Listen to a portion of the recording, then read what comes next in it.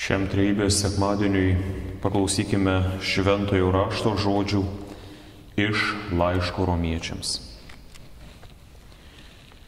Dievas visus įkalino neklusnume, kad visų pasigailėtų. O Dievo turtų išminties ir pažinimo gelme, kokie neištyriami jo sprendimai ir nesusekami jo keliai. Ir kad pažino viešpaties mintį ir kas buvo jo patarėjas. Arba kas jam yra davęs pirmas, kad jam būtų atmokėta. Iš jo, per jį ir jam yra visa, jam šlovė per amžių amžius. Amen. Aleliuja, šlovė garbė, švenčiausiam Dievui teesie, už jo darbų gausybę. Mes amžinai vis girsim jį, jo dieviškąją išmintį, jo galę ir stiprybę. Šventas, šventas, šventas Dievas amžių tėvas, giedam šlovę. Tau dangaus pulkų valdove. Terminą trejybė, lotyniškai trinitas, pirmasis pasiūlė Tertulijonas, gyvenęs maždaug 160–220 metai po Kristaus.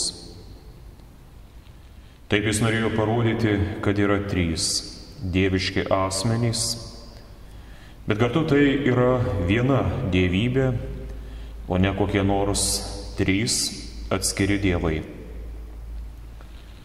Toks tikėjimas yra paremtas šventuoju raštu ir paaiškina kai kurias sunkiai suprantamas šventojo rašto vietas. Atsivertus pirmasias Biblijos eilutes skaitome: pradžioje Dievas sukūrė dangų ir žemę. O žemė buvo padrika ir dyka, tamsa gaubė bedugnę ir dvasia iš Dievo dvelkė viršum vandenų. Dievas tėvas čia yra kaip kūrėjas, šventoji dvasia yra ta, kuri dvelkia viršum vandenų, apglėbdama visą kūrinyje. Ji toliau dalyvaus kūrime visų dalykų, pasaulio sutvarkyme, pripildydama dieviškosios išminties visą pasaulį. O Jonas Evangelijoje pradeda taip pat mintimis apie sutvėrimą. Pradžioje buvo žodis, ir žodis buvo pas Dievą, ir žodis buvo Dievas. Jis pradžioje buvo pas Dievą, per jį visa atsirado. Ir ta žodis yra sūnus iš tėvo. Ir Jonas tvirtina, kad jis taip pat dalyvavo kūrime. Per jį visa atsirado, be jo neatsitiko nieko, kas tik yra atsiradę. Taip pat svarbu prisimenant žmogaus sutvėrimą. Žmogus buvo kuriamas pagal sūnaus panašumą. Ir mūsų pašaukimas dabar yra būti Dievo vaikais. Nors dabar tą panašumą yra iškraipiusi nuodėmė, tačiau per krikštą ir Dievo žodį Dievas vėl atnaujina šią kūrybą, kad vieną dieną būtume panašesni į išaukštintą Kristų. Dabar esame vargingi, slegiami įvairių rūpesčių, bėdų ir vargų, o tuomet būsime šlovingi, pagerbti, aprengti šventumu ir amžinuoju gyvenimu. Tad niekuomet nenustokime siekti tos dovanos, kuri laikoma mums danguje. O tai, kokie dabar esame, dar neparodo ir nepasako, kokiais būsime. O kai ateina eilė sukurti žmogų, tai visa trejybė taria: padarykime žmogų pagal mūsų paveikslą, pagal mūsų panašumą. Trivienis Dievas kuria žmogų pagal savo paveikslą. Ir tuomet skubima patikslinti, kad Dievas sukūrė žmogų kaip vyrą ir moterį, dviejų lyčių. Ir tuo pat metu įsteigiama ir laiminama santuoka tarp vyro ir tarp moters. Vėliau santuoka bus pastelkiama nusakyti ryšį tarp Dievo ir jo tautos, tarp Kristaus ir jo bažnyčios. Ir štai, dar kokią antspaudą šventoji trejybė palieka žmoguje. Juk žmogus turi ne tik mirtingą kūną, bet ir nemirtingą sielą bei dvasią. Todėl, kaip rūpinamės savo kūnų, nemažiau rūpinkimės ir savo sielą bei dvasią. Metui atėjus Dievas pagerbė žmogiškąją prigimtį ir savo įsikūnijimu. Apie tai praneša angelas Gabrielius, kuris mergelę Mariją aplanko su žinia, kad štai šventoji dvasia nužengs ant jos, apgaubs ją. Ir ji taps nėščia ir pagimdys sūnų, kuris bus didis ir vadinamas aukščiausiojo sūnumi. Jėzaus krikšto metu jam atėjus pas Joną Krikštytoją krikštytis balsas iš dangaus patvirtina: Tu, mano mylimasis sūnus, tavimi aš gėriuosi. Ir Dievo dvasia regimų pavidalų, karvelio pavidalų nužengia ant jo. Ir vėliau Jėzus žada savo mokiniams: Aš paprašysiu Tėvą ir jis duos jums kitą globėją, kuri bus su jumis per amžius, tiesos dvasia. Šventąją trejybę yra buvę daug būdų paaiškinti, atvaizduoti, kad tas vaizdavimas būtų mums artimesnis, labiau priimtinas, atvaizduoti su kažkuo, kas yra mūsų gamtoje ar pasaulyje. Štai Patrikas lygino šventąją trejybę su trilapiu dobilu. Kaip dobilas vienas augalas, taip yra vienas Dievas, kaip turi tris vienodus lapelius, taip savo garbe, didybę, šlove, lygus yra Tėvas, Sūnus ir šventoji dvasia. Kiti yra lyginę su saulė. Saulė yra ir spinduliai, ir šviesa, ir šiluma. Martynas Liuteris, cituodamas Augustiną, teigia, kad Tėvas yra kaip protas, Sūnus kaip mintis arba intelektas, o šventoji dvasia kaip valia. Kitoje vietoje jis pastebi, kad Tėvas yra kaip kalbėtojas, Sūnus yra kaip žodis, o dvasia kaip klausytojas.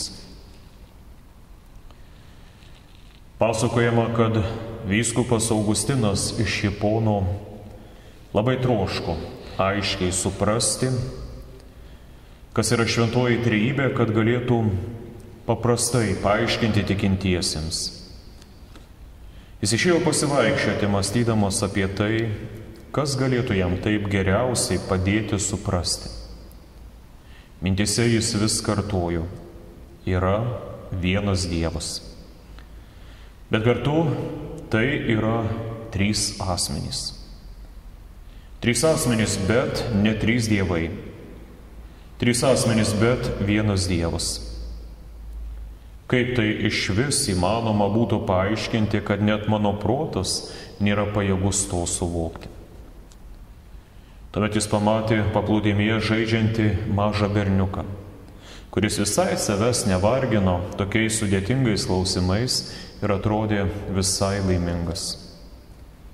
Augustinas priėjo iš arčiau pasižiūrėti į žaidžiantį vaiką.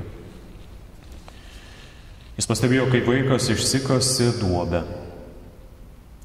Po to į ją nešė ir pylė jūros vandenį. Augustinas paklausė vaiko: ką tu čia darai, vaikeli? Šis atsakė: aš noriu nusausinti jūrą ir supilti ją į šią duobę. Augustinas nusistebėjo, bet juk tai neįmanoma, Kaip tokia gausybė vandens galėtų sutilpti į tokią mažą duobelę smėlyje. Netrukus Augustinas prisiminė, apie ką jis visą laiką galvojo. Jeigu vandenyno vandens negali sutalpinti ši maža duobelė, tai kaip mūsų protas galėtų apriepti visą šventąją trejybę? Kaip mes galėtume šią paslaptį, šį slėpinį sutalpinti savo galvoje? Tad klaidingai daro žmogus, kuris vien tik stengiasi suvokti protu šventąją trejybę, o nepajėgdamas suvokti, atsisako tikėti. Mums apreikšta paslaptis apie šventąją trejybę tam, kad nusistebėtume, kiek daug paslapčių, kiek daug protų yra iki galo nesuvokiamų dalykų.